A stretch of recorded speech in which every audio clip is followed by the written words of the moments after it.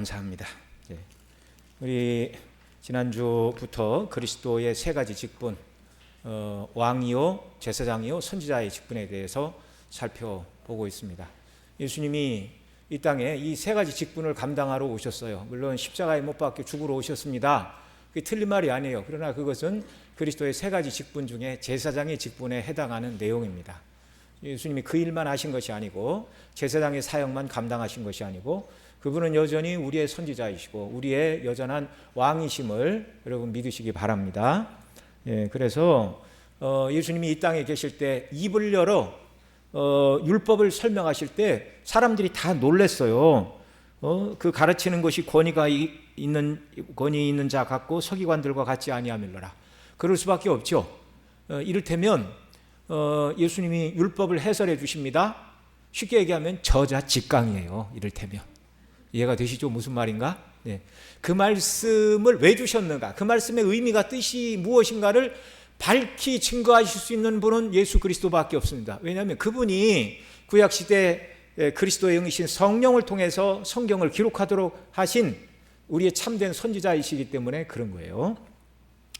그래서 우리가 지난주에는 그리스도의 선지자직에 대해서 이것저것 내용들을 살펴봤는데, 자, 선지자직을 우리 예수님이 감당하시되 구약시대는 선지자들에게 성령을 주셔 성경을 기록하게 하셨고, 예수님이 이 땅에 계시는 동안에는 직접 말씀해 주셨고, 예수님이 승천하신 다음에는 목사와 교사를 세워 주의 말씀을 증거하게 하십니다. 근데 이건 외적인 선지자 사역이고, 예수 그리스도의 내적인 선지자의 사역은 설교자가 말씀을 증거하고 또 우리가 성경을 읽을 때 성령님을 보내주셔서 우리로 하여금 그 말씀을 온전히 깨닫게 하시는 은혜를 주십니다. 이게 뭐라고요? 예수 그리스도의 내적인 선지자직이에요. 어떻게 감당하시는가? 성령님 통하여 오늘도 우리로 하여금 말씀을 깨닫게 하신다, 그런 말씀입니다. 성경에는 크게 두 가지가 기록되어 있습니다. 우리 구원에 관한 내용, 둘째는 구원받은 성도들이 어떻게 살아야 합당한가, 이 두 가지를 가르치고 있는데, 성경은요 모든 것을 다 말하지 않아요. 창세기의 창조 기사를 말하지만 창조의 모든 것들을 다 말씀하지 않습니다. 그리고 인류 역사에 대하여 말씀을 하시지만 세세하게 모든 걸 다 기록하고 있지 않아요. 여러분, 창세기에 보면 하나님께서 흙으로 아담을 지으시고 아담의 갈비뼈로 하와를 만드시고, 아담과 하와가 첫 번째 난 아들이 누구예요? 저 우리 초등부 대답해봐요. 아담과 하와가 난 첫 번째 아들이 누구예요? 선생님이 안 가르쳐 줄 리는 없지. 기억이 안 날 뿐이지. 가인 들어봤어요? 이건 좀 심하다. 아니라니. 아담과 하와가 나온 첫 번째 아들이 가인이에요. 알겠어요? 이제 못 들어봤다 소리 하면 안 됩니다. 두 번째 아들을 낳았어요. 그 아들 이름이 뭘까요? 아벨이야. 들어봤어요? 뭐 말을 못해. 자, 그런데 가인이 동생 아벨을 돌로 쳐 죽였어요. 둘 다 하나님 앞에 제사를 드렸는데 하나님이 아벨의 제사만 받고 가인의 제사는 안 받자 질투심에 불타 가인이 동생을 쳐 죽였어. 그런데 그 다음에 성경은 말합니다. 가인을 해치는 자는 벌을 7배나 받으리라. 그러면 우리가 생각할 때는 아담, 하와, 가인이 아벨을 죽였으니까 지구상에는 세 사람밖에 없는 것처럼 느끼잖아요. 그런데 가인이 죽음을 두려워하고, 그래서 가인에게 표를 주셔서 사람들로 하여금 그를 죽이지 못하게 했는데, 그 사람들은 다 누구예요? 어디서 왔어요? 하나님은요 성경은 그런 거에 대해서 한마디도 설명을 안 해요. 한마디도 설명을 안 해요. 물론 아담과 하와를 통해서 가인과 아벨이 죽자 셋만 낳지는 않았다는 거예요. 딸들도 낳고 여럿을 낳았어요. 그러나 이제 언약의 두 머리로 택함받은 백성 아벨, 택함받지 못한 자 가인, 아벨이 죽자 그 믿음의 후사로 하나님이 셋을 주셨다. 구원과 관련된 내용만 얘기를 하지 우리에게 세세하게 인류가 뭐 어떻게 해서 가인은 누구랑 결혼했고 셋은 누구랑 결혼했고 뭐 그런 얘기를 우리에게 설명하지 않아요. 하나님께서 우리에게 그런 걸 설명하실 이유가 없어요. 하나님께서 우리에게 말씀하셔야 될 이유는 어떻게 해야 죄인이 구원받는가? 성경은 요거에만 집중을 해서 가르치는 것입니다. 아담과 하와가 범죄하고 에덴 동산에서 쫓겨날 때, 우리 여기 중고등부는 없고 유초등부하고 청년부가 있네요. 예. 자, 청년부 1학년 누굽니까? 다영이? 그래. 자, 다영아, 아담과 하와가 에덴에서 쫓겨났어. 어디로 쫓겨났어? 에덴에서 어디로 쫓겨났어? 에덴의 동쪽이란다. 자, 에덴의 동쪽으로 쫓겨나서 그가 낙원을 잃어버리고 낙원에서 쫓겨났으니까 추위와 더위에 시달렸을까요? 시달리지 않았을까요? 시달렸죠. 인간이 범죄하자 가시와 엉겅퀴가 났고, 인간이 범죄하자 풀을 뜯던 사자들이 육식을 하게 되었고, 그러니까 온갖 위협에 다 시달리게 되었어요. 근데 창세기는 아담이 에덴의 동쪽으로 쫓겨난 다음에 뭐 추위를 피하기 위하여 집을 어떻게 지었고, 하나님의 그 낙원에서는 손만 들어만 따먹었지만 음식을 구하기 위하여 어떻게 고분분투했다, 이런 얘기 한마디도 안 해요. 한마디도 안 해요. 성경은 그저 죄인이 어떻게 해야 구원받는가, 이 이야기만 집중을 해 말씀을 해 주십니다. 그리고 성경이 말하는 두 번째, 구원받은 자들이 어떻게 주님을 섬겨야 되는가, 그리스도인의 건덕에 대해서 요거 두 가지만 핵심적으로 성경은 증거하고 있다는 걸 우리가 꼭 기억을 해야 합니다. 자, 모든 시대에 주께서 우리를 가르치셨는데, 여러분 나눠드린 프린트물 2페이지 보시면 그 중간에 반가로 2번 보세요. 하나님의 온전한 뜻을 그의 영과 말씀에 의한 여러 가지 방식으로 모든 세대 교회들에게 나타내셨습니다. 1번, 성경에서는 죄인된 우리가 예수님 믿음으로 구원받는 것과 또한 구원받은 자로서 마땅한 삶을 살아가는 데 필요한 모든 것을 기록해 주셨습니다. 그 동그라미 1번의 내용이 그 위에 이제 2번 내용을 요약해 놓은 거예요. 그 다음 2번, 이 진리를 깨닫도록 우리가 선지자 예수 그리스도께서 우리를 말씀의 학교로 부르시고 그 학교의 학생이 되게 하시고 그의 제자가 되게 하십니다. 저와 여러분 모두가 말씀의 학교의 학생들인 줄 믿으시기 바랍니다. 오늘도 주께서 성경을 통하여 주의 종들을 통하여 말씀의 학교에서 진리를 깨우쳐 주시는 거예요. 하이델베르그 요리문답 31문 같이 읽읍시다. 시작. 그분은 우리의 큰 선지자와 선생으로서 우리의 구원을 위한 하나님의 감추인 경영과 뜻을 온전히 계시하신다라고 가르치고 있습니다. 우둔한 우리에게 하나님의 말씀을 열어주셔서 하나님의 영광과 아름다우심, 하나님의 사랑과 크신 구원의 뜻을 우리로 깨달아 알게 하십니다. 그래서 그 사랑과 그 구원을 깨달아 감복하게 하시고 하나님께 항복하고 돌아와 자기 삶을 온전히 주님께 드리는 자들로 우리를 만들어 주시는 거예요. 이게 말씀의 학교에서 잘 배운 학생들이 보이는 태도입니다.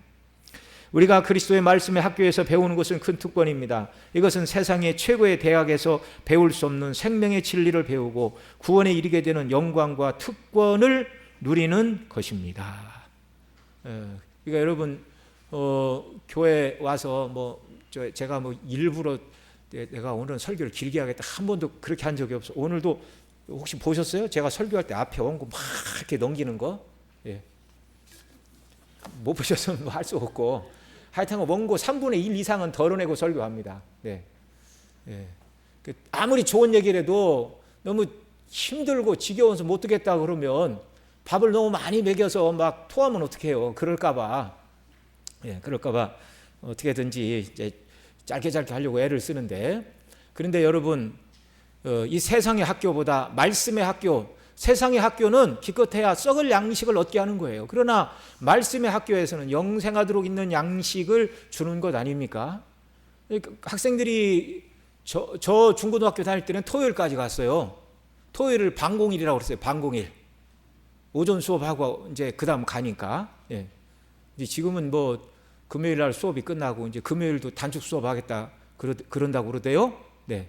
어떻게 될지는 모르겠어요. 그렇게 해서 충분히 먹고 살 수 있으면 상관이 없지만, 학생들이 월요일부터 금요일까지 학교 가서 썩을 양식을 열심히 공부하는데 주일날 와서 오전, 오후 우리가 2번 예배드리고 말씀을 듣습니다. 설교를 아무리 길게 해도 1시간 안 하잖아요. 그런데 영생 얻는 양식을 얻는 말씀을 배우는 말씀의 학교에서 너무 막 힘들어서 못 듣겠다 그러면 좀 양심이 없는 겁니다. 네. 네. 우리가 좋은 것을 얻기 위해서는 수고하고 힘쓰고 애써야 돼요. 네. 그래서 토요일에는 좀 일찍 주무시고 그렇게 해서 최상의 상태로 교회에 나와 말씀을 잘 들을 수 있도록 그렇게 준비하고 또 우리가 모여야 하는 것입니다. 어쨌든 말씀의 학교에서 말씀을 배워 생명의 진리를 배우고 구원에 이르는 영광과 특권을 누리는 것이 저와 여러분의 특권이고 복락인 줄 믿으시기 바랍니다. 자, 예수님은 이 선지자의 사명을 내적 그리고 외적으로 수행하신다. 외적으로 선지자의 직을 감당하시는 것은 성경과 그의 종들로 하여금 말씀을 증거하게 하시는 일이고, 내적으로 선지자의 사명을 감당하시는 것은 누구를 보내심으로? 성령을 보내사 그 말씀을 깨달아 믿고 순종하게 하심으로 그리스도께서 여전히 지금도 선지자의 직분을 하늘에서 감당하고 계시다라는 말입니다. 자, 그 뒤 내용들도 다 지난번에 살펴본 거고요. 3페이지 가겠습니다. 큰 2번. 자, 오늘은 이제 그리스도의 제사장의 직분에 대해서 우리 살펴보겠습니다. 소요리 25문 제가 읽습니다. 그리스도께서 제사장의 직분을 어떻게 행하십니까?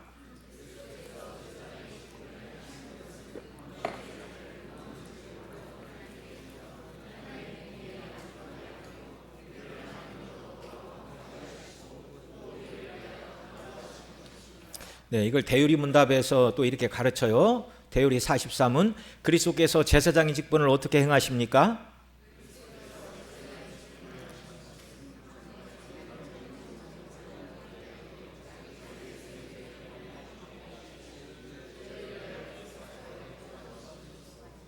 네, 그렇습니다. 크게 말하면 두 가지죠. 제사장으로서 제사를 드리셨고 제사장으로서 그 백성을 위하여 기도하셨다. 이게 제사장의 사명을 어떻게 감당하셨는지를 요약해 주는 내용입니다. 자, 모든 사람에게는 제사장이 필요합니다. 예수 그리스도의 대제사장직을 구약의 제사 제도를 통해 미리 보여주셨어요. 백성들은 제사장을 통해서만 하나님께 나아갈 수 있습니다. 죄를 지은 백성이 그 죄의 속함을 받기 위하여 제물을 가지고 나올 때 제사장의 역할은 뭐냐? 그 사람을 대신하여 제사를 드림으로 그로 하나님께 나아가게 하는 일이었습니다. 그러니까 중보자예요. 하나님과 죄인 사이의 중보자. 감히 죄인이 하나님께 직접 나갈 수가 없었어요. 하나님께서 거룩하게 구별해 놓으신 제사장의 중보를 통해서만 하나님께 나가게 한 것입니다. 구약시대. 이게 뭐냐? 진정한 우리의 제사장인 그리스도를 예표하는 거예요. 죄인은 중보자 없이 하나님께 나갈 수 있다고요? 없다고요? 없다고요. 예. 자, 우리 어린이들이 있으니까 이 용어 설명부터 조금 다시 하겠습니다. 예수님이 선지자요, 우리의 제사장이요, 우리의 왕이시다는 걸 지금 배우고 있는데, 구약 시대에 왕, 선지자, 제사장들에게 기름을 부었어요. 하나님께서 머리에 기름을 부었어요. 감람 기름을 부었어요. 이렇게 양의 뿔에다가 기름을 채워가지고 하나님께서 선지자를 통하여 너를 왕으로 삼겠다, 너는 제사장으로 삼겠다, 너는 선지자로 삼겠다, 이렇게 하나님 기름 부으셔서 일꾼들을 세우셨다 그 말이에요. 그래서 기름 부음을 받았다라는 말이 구약의 말로 메시아입니다. 우리 유초동 머리들 한번 따라해 봅시다. 메시아. 그 뜻이 뭐라고요? 기름 부음을 받았다. 이 말이 신약에서는 이제 헬라어로 그리스도라는 말이에요. 따라해 봅시다. 그리스도. 그리스도의 뜻도 뭐라고요? 기름 부음을 받았다. 그러니까 구약 시대는 수많은 메시아, 수많은 그리스도들이 있었어요. 왕으로 치면 누가 그리스도였습니까? 다윗이 사무엘에게 가요 하나님 기름을 부으러 하셨잖아요. 사울 다음에 이스라엘 왕으로. 그러니까 다윗도 그리스도예요. 그리스도의 왕직을 예표하는 그리스도예요. 예. 그 다음에 선지자, 제사장 다 마찬가지입니다.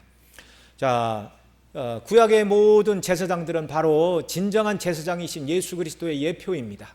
그들도 죄인이었어요. 다 같은 죄인인데 하나님 직접 백성들의 제사를 왜 받으시지 않고 죄인 가운데 제사장을 구별하여 하나님 앞에 제사 드리게 하고 기도하게 했는가? 진정한 제사장인 예수 그리스도를 예표하는 자들이었기 때문에 하나님은 그렇게 하셨다라는 말입니다.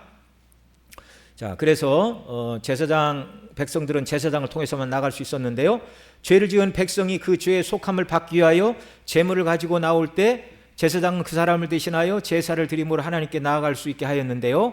백성의 죄를 짐승을 죽여서 그 피를 제단에 뿌리지 않으면 그 죄가 사함받을 수 없었고, 죄 사함받지 못하면 하나님께 나아갈 수가 없었습니다. 죄인이 하나님께 나가기 위해서는 그 죄를 속하기 위한 제사와, 물론 그 제사는 제물이 필요하지요. 제사를 집행할 제사장이 필요하다는 것을 구약 제도를 통해 보여주신 것입니다. 죄인의 죄가 해결되지 않으면 죄인과 하나님 사이에 화목은 없습니다. 구약의 제사장들도 죄인이었습니다. 그래서 자기를 위하여 먼저 제사를 드린 후 백성을 위하여 제사장의 사명을 감당할 수 있었습니다. 구약의 제사장들도 죄인이라 하나님께서 제사장으로 구별해 주셨어요. 예수님의 피를 내다보시고, 그래 먼저 자기를 위한 속죄의 제사를 드리고 백성을 위해 제사를 드렸다, 그 말이죠. 그러나 참 제사장 예수 그리스도는 자기의 죄를 위하여 먼저 제사 드릴 필요가 있습니까? 없습니까? 없어요. 그분은 뭐가 없어요? 죄가 없어요. 죄가 없어요. 그래서 진정한 우리의 대제사장이 되시는 것이고, 죄인들이 드렸던 제물로 드린 모든 제사는 그리스도의 죽음을 예표하는 것이었기 때문에 계속해서 반복적으로 드리고 또 드려야 했습니다. 그러나 예수님은 자신의 몸을 제물 삼아 완전한 대속의 제사를 드린 제사장이기 때문에 예수님의 십자가의 사건으로 모든 희생 제사는 완결이 되었습니다. 그걸 히브리서 9장 1절로 15절에서 이렇게 말해요. 자, 우리 한 절씩 교독합니다. 제가 먼저 읽죠. 첫 언약에도 섬기는 예법과 세상에 속한 성소가 있더라.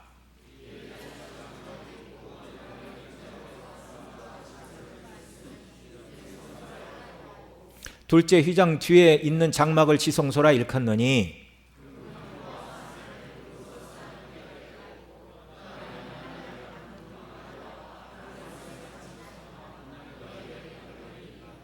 그 위에 속죄소를 돕는 영광의 그룹들이 있으니 이것들에 관하여는 이제 낱낱이 말할 수 없노라.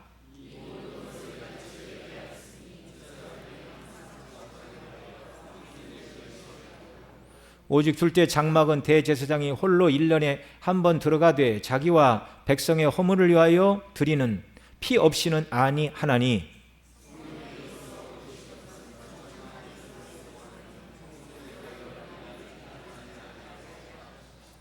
이 장막은 현재까지의 비유니 이에 따라 드리는 예물과 제사는 섬기는 자를 그 양심상 온전하게 할 수 없나니,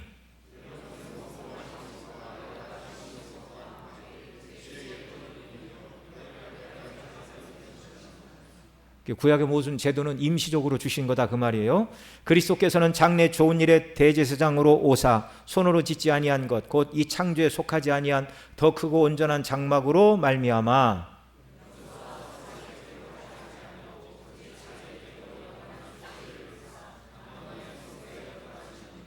염소와 황소의 피와 및 암송아지의 죄를 부정한 자에게 뿌려 그 육체를 정결하게 하여 거룩하게 하거든.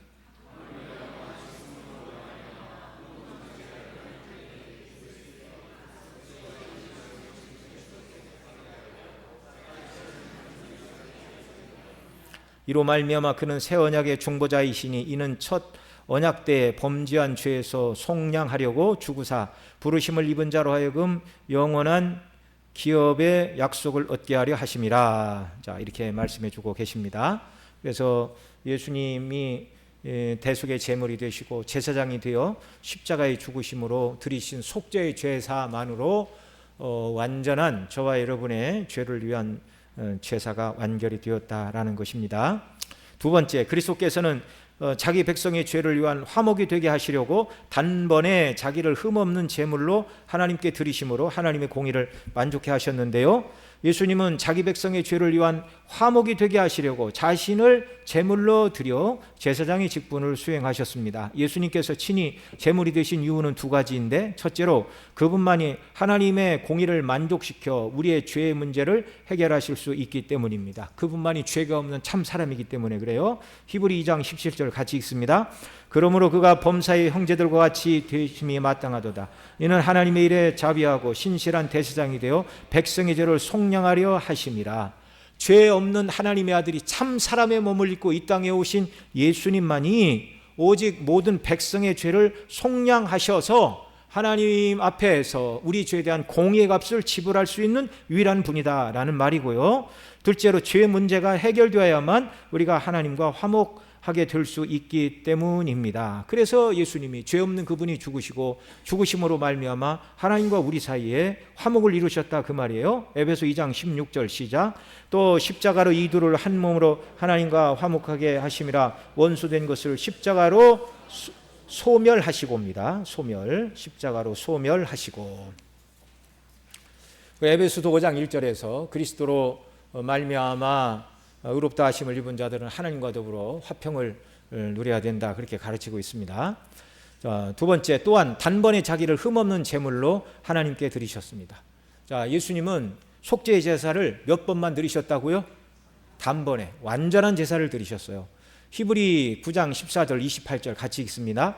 하물며 영원하신 성령으로 말미암아 흠없는 자기를 하나님께 드린 그리스도의 피가 어찌 너희 양심을 죽은 행실에서 깨끗하게 하고 살아계신 하나님을 섬기게 하지 못하겠느냐. 28절 이와 같이 그리스도도 많은 사람의 죄를 담당하시려고 단번에 들이신 바 되셨고 구원에 이르게 하기 위하여 죄와 상관없이 자기를 바라는 자들에게 두 번째 나타내시리라. 아멘.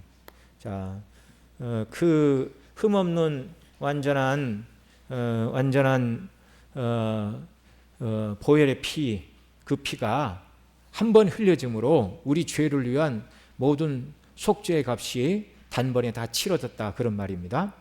그 밑에 보면 예수님께서 십자가에 죽으시고 흘리신 피로 택한 백성 모든 죄를 대속하실 수 있었던 것은 앞서 우리가 살펴본 대로 대우리 38문에서 왜 중보자가 하나님이실 것이 필요했는가를 물었고 39문에서는 왜 중보자가 사람이실 것이 필요했는가 물어보았고 40문에서는 왜 중보자가 한 위에 하나님이시며 사람이실 필요가 있었는가를 우리가 살펴본 대로 죄 없는 참 사람만이 사람의 죄를 대속할 수 있고 하나님의 아들께서 십자가에 달리셨기 때문에 그분의 피의 효력은 무한하며 또한 택한 백성이 당해야 하는 하나님의 진노를 해결해야 했기에 부족함이 없으며 하나님과 사람을 화목시켜 했기에 그래서 예수님은 참 사람이시고 동시에 참 하나님으로서 우리를 위하여 죄 없는 분이 대신 속죄의 제물이 되셨고 하나님과 우리 사이의 영원한 중보자가 되셨다는 말입니다. 우리의 영원한 대제사장 예수 그리스도 외에 다른 제사장도 다른 중보자도 필요로 하지 않습니다. 그리스도 한 분만으로 충분합니다. 그러니까 이 충분한 중보자가 있는데 다른 중보자를 의지하면 참된 중보자를 욕보이는 거예요. 무슨 말씀인가 이해가 되시죠? 우리 지난 금요일에 그 휘필드 설교 공부하면서 그런 말씀을 드렸는데요. 성모 마리아여 우리를 위하여 비르소서. 그렇게 하면 기도의 효력이 생깁니까? 그런 거 하면 안 되는 거예요. 성모 마리아나 또 어떤 성인이라고 부르는 천주교에서 성인이라고 부르는 그들이 하나님과 우리 사이에 중보자가 될 수 없어요. 유일한 중보자는 누구밖에 없습니까? 예수 그리스도밖에 없어요. 그리스도의 이름을 부르고 하나님 앞에 나갈 때 하나님 우리를 기쁘게 받아주십니다. 작은 세 번째, 하나님의 공의를 만족해 하셨어요.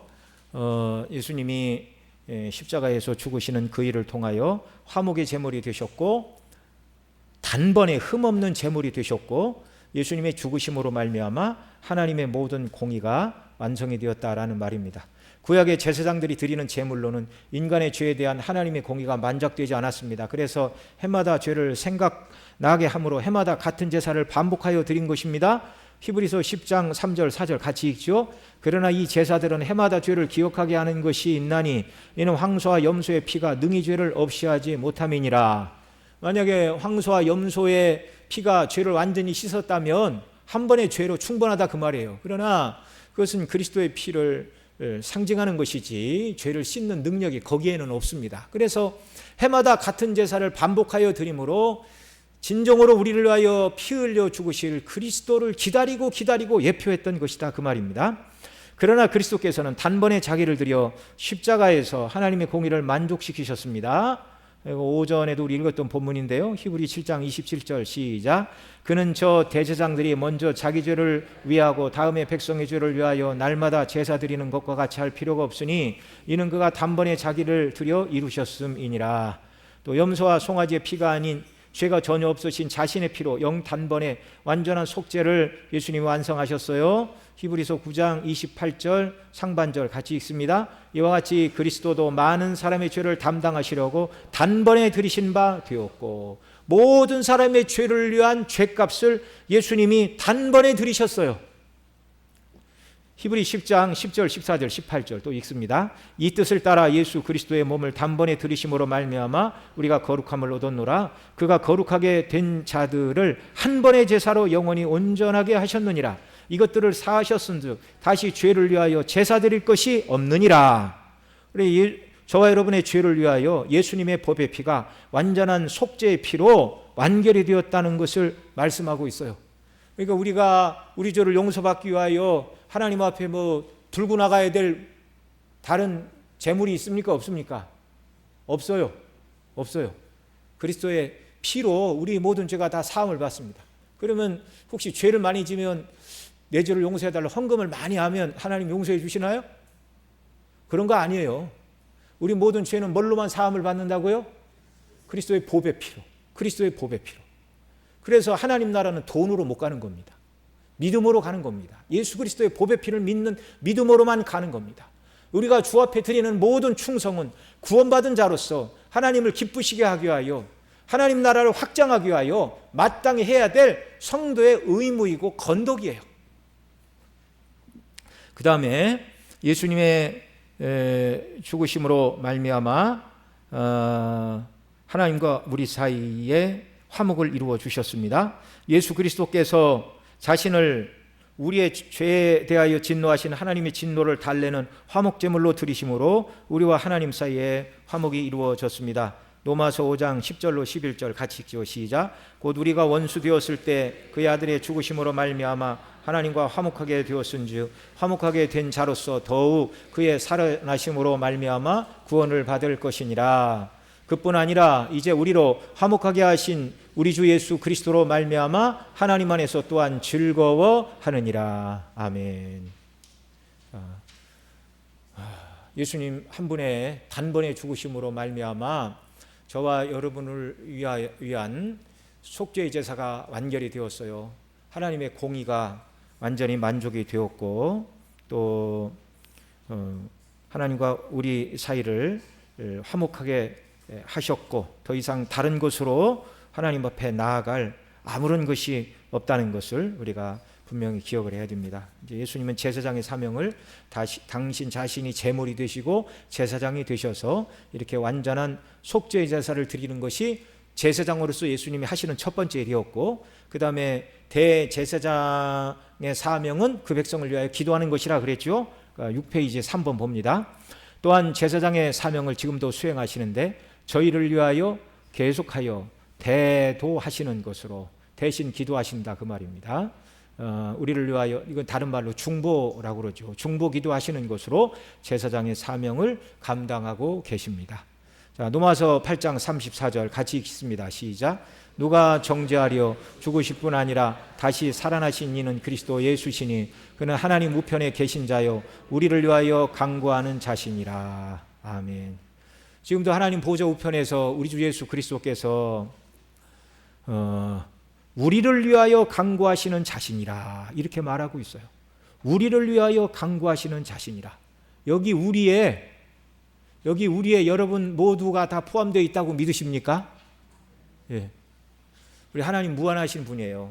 때로 수많은 사람 중에 하나님 어떻게 나 같은 미천한 인생을 알랴, 사도 바울처럼 주를 위해 충성한 사람은 기억하실 것이고, 또 예를 들어서 주의 복음의 영광을 위하여 큰 일을 감당한 그런 모든 사람이 다 아는 사람은 하나님이 기억하실지 몰라도 나처럼 이름도 없고 누구도 알아주지 않는 나를 주님이 아실까? 아실까요? 모르실까요? 아시죠. 왜요? 그분은 전지전능하신 하나님이세요. 들의 풀한 포기까지도 주님의 섭리와 통치와 다스림 속에 풀한 포기도 있는 거예요. 우리 주님이 뭐라고 그래요? 우리 주님이 뭐라고 그래요? 예? 머리카락, 너희 머리카락도 세신다 그렇게 말하잖아요. 참새 한 마리가 참새 한 마리도 그냥 떨어지지 않는다. 하나님의 허락이 없으면 참새 한 마리도, 사냥꾼이 아무리 총을 잘 쏴도 하나님이 허락하시지 않으면 떨어지지 않는다. 분명히 말씀하고 있어요. 하물며 너희일까 보냐. 너희 머리카락까지 세신 바 되었느니라. 여러분이 약속의 말씀을 믿으시기 바랍니다. 제가 오전에 우리가 예수님 재림하나를 기다리고 천국에 대한 소망이 성도에만 있는 것이 아니라 주님도 우리를 기다리신다라는 말씀을 드렸더니 어느 분이 예배 끝나고 그렇게 얘기를 하세요. 내가 집에서 학교 끝나고 오는 애들을 기다리는 엄마 입장에서 천국에서 주님이 우리를 기다리신다는 말씀을 들으니까 막 눈물이 났어요. 이제 그런 말씀을 하시는데, 여러분, 여기 주님께서 우리를 위하여 십자가에 죽으셨을 뿐만 아니라 주님이 또한 지금도 저와 여러분을 위하여 기도하고 계심을 믿으시기 바랍니다. 여러분, 이 정서 여러 번 말씀을 드렸죠. 우리가 생각하는 기능을 가졌어요. 이 지적인 기능의 원천이 누구입니까? 하나님이시죠. 하나님. 그 다음에 하나님은 의지를 가지고 계시죠. 의지를 가지고 계시니까 창조하셨고 죄인을 구원하시기 위해 아들을 내어주시는 의지가 하나님에게 있습니다. 바른 의지, 이 모든 바른 의지, 죄악된 의지 말고 영광스럽고 바른 의지의 출처가 누구십니까? 하나님이시죠. 뿐만 아니라 아름다운 정서, 마땅히 사랑해야 될 것을 온전히 사랑하고 그것에 마음을 다 쏟고 그것을 위하여 어떤 대가도 치르기를 원하는 아름다운 사랑의 마음의 원천은 누구로부터 왔을까요? 1번 엄마, 2번 아빠, 3번 할머니. 자, 누구로부터 왔어요? 하나님께로 왔어요. 하나님께로. 그래서 여러분, 오늘도 예수 그리스도께서 사랑이 아니시라면, 하나님 아버지께서 사랑이 아니시라면 아들을 보낼 수 없죠. 사랑은 여기 있나니 우리가 하나님을 사랑한 것이 아니요 하나님께서 우리를 사랑하사 우리 죄를 위하여 그 아들을 이 땅에 보내셨느니라. 하나님이 사랑의 원천임을 말하고 있지 않습니까? 또한 예수 그리스도가 사랑이에요. 나는 선한 목자라 양들을 위하여 자기 목숨을 내어주거니와. 그리스도가 사랑이 아니라면 십자가에서 뭐 하려고 자기를 다 내어주고 죽기까지 율법에 복종하시고 억울한 죽음, 멸시와 천대 십자가를 지고 죽으십니까? 예수님이 십자가에서 죽으신 이유가 뭐라고요? 사랑 때문이라고. 사랑 때문이라고. 저와 여러분을 위한 사랑 때문이라고. 그 사랑 때문에 오늘도 주님이 하나님 보좌 우편에서 저와 여러분을 위하여 기도하고 계신 줄을 믿으시기 바랍니다. 여러분, 사람이 이렇게 신앙생활 하면서 하는 것 중에 제일 어려운 게 기도예요. 기도. 찬송은 부를 때 뭐 나도 이렇게 소리가 들리고 또 막 리듬도 있고 박자도 있고 또 어떤 사람이 시끄러운 소리라도 해주잖아요. 그러나 조용히 기도할 때는 사람 중에는 아무도 듣는 사람이 없습니다. 그러나 하나님은 들으십니다. 이 기도만큼 중요한 게 없어요. 그런데 여러분, 누가 기도를 많이 할 수 있습니까? 사랑 아니면 누구를 위해 기도할 수 없어요. 예. 사랑이 아니면 누구를 위해 기도한다는 건 참 힘든 일입니다. 그리고 부모가 자녀들을 위하여 또 자기 부모님들을 위하여 형제들을 위하여 나를 사랑하는 사람들을 위하여 기도하는 것은 쉽지만 잘 모르는 사람들을 위해 시간 내서 기도한다라는 건요, 정말 그리스도의 사랑이 그 사람 마음에 충만하기 때문에 다른 사람을 위해 시간 내서 기도하는 것인 줄을 믿으시기 바랍니다. 정말 기도는 아름다운 일이에요. 사랑 아니면 기도는 불가능한 것입니다. 우리 주님 예수 그리스도께서 사랑 때문에 오늘도 보좌 우편에서 저와 여러분을 위하여 기도하시고 저와 여러분이 믿음으로 견고히 서고 정말 사단 마귀의 유혹에 넘어가거나 죄에 굴복하는 자가 되지 않기를 하나님 앞에 기도하실 뿐만 아니라 지금도 그 주께서 우리를 응원하시는 줄을 여러분 믿으시기 바랍니다. 자, 그 다음 히브리 7장 25절 또 같이 읽죠. 그러므로 자기를 힘입어 하나님께 나아가는 자들을 온전히 구원하실 수 있으니 이는 그가 항상 살아계셔서 우리를 위하여 간구하심이라. 아멘.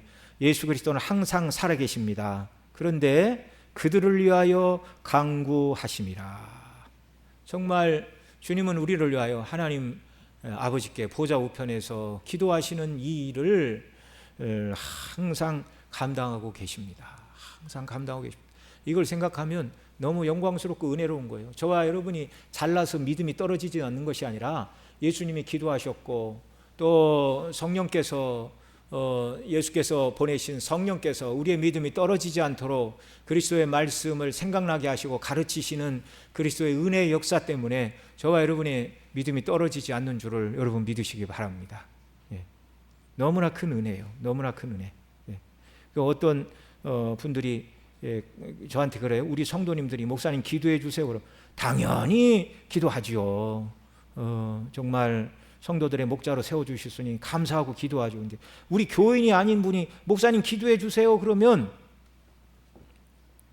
제 마음이 어떨까요? 우리 성도가 아닌데 왜 나한테 기도해 달라고 그러지?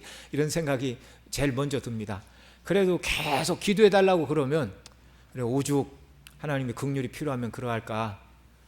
정말 하나님께서 저 마음을 보시고 은혜를 베풀어 달라고 이제 뭐 오래 길게는 안 하더라도 생각날 때마다 짧게 이렇게 기도를 합니다. 정말 우리 주님은 참 사람이실 뿐만 아니라 하나님이시기 때문에 우리를 위하여 기도하는 일에 주님은 지치시지도 않고 무한하신 능력으로 우리를 위해 기도하시는 우리 구주가 계시다는 사실을 생각하시기 바랍니다. 오늘 이따 기도할 때 하시든지 집에 가서 기도하실 때도 주님 보고 싶어요. 주님도 저를 보고 싶으신가요? 주님 저를 위하여 오늘도 기도하고 계시다는 것을 제가 믿을 수 있도록 성령의 충만을 덧입혀 주시고 주님의 기대에 어긋나지 않는 삶을 살아가도록 제게 은혜를 달라고 여러분 기도하시고 여러분이 그리스도를 사랑하는 그 마음을 주 앞에 고백하는 역사가 있기를 바랍니다. 우리 그 구역장 공부할 때 어느 권사님 그러세요.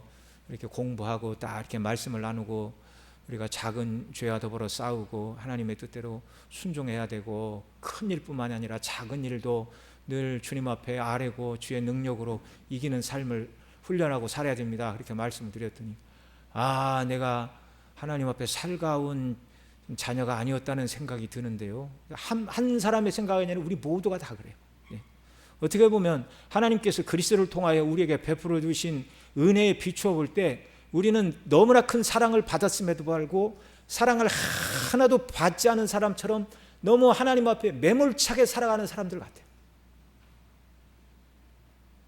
마음을 다해 기도해 본 적은 언제이고 마음을 다해 찬송해 본 적은 언제이고 내가 열심히 노력해서 수고해서 얻은 소득을 가지고 감사함으로 하나님께 마음을 다해 정말 하나님 앞에 예물을 드리고 예배를 드리는가? 너무나 큰 사랑을 주셨음에도 불구하고 우리가 큰 사랑을 깨닫지 못하고 너무 하나님의 사랑에 대하여 알지 못하고 냉랭하고 매몰차게 살고 있는 것은 아닌가. 저 자신에게 하는 말입니다. 이런 생각들이 너무 들어요. 예. 정말 우리는요, 나 자신에 집중하는 그런 믿음의 자세에서 벗어나야 됩니다. 믿음의 대상은 예수 그리스도시요 하나님 아버지시고 성령님이시고 삼위 하나님 우리에게 주신 하나님의 말씀만 우리의 믿음의 대상입니다.